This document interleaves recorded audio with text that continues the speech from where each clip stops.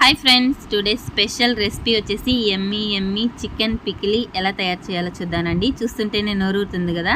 ఇంకా ఆలస్యం చేయకుండా ప్రాసెస్ ఏందో చూసేస్తారండి. నేనైతే 1/2 kg చికెన్ అయితే తీసుకొని బోన్లెస్ చికెన్ అయితే తీసుకున్నాను.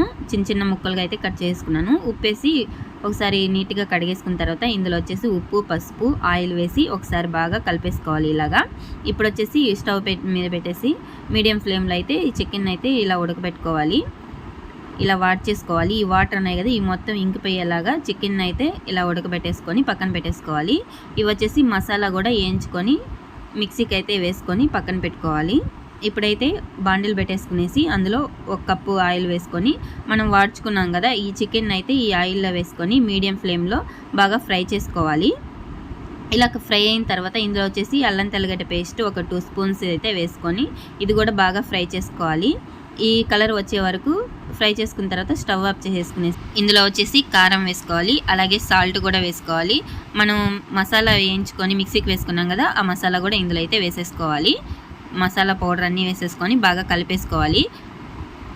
ఈ చికెన్ పికిలీ అనేది బాగా చల్లారిపోయిన తర్వాత ఇందులో వచ్చేసి 2 మీడియం సైజు నిమ్మకాయలను అయితే రసం తీసుకొని ఇందులో వేసేసుకొని బాగా కలిపేసుకోవాలి.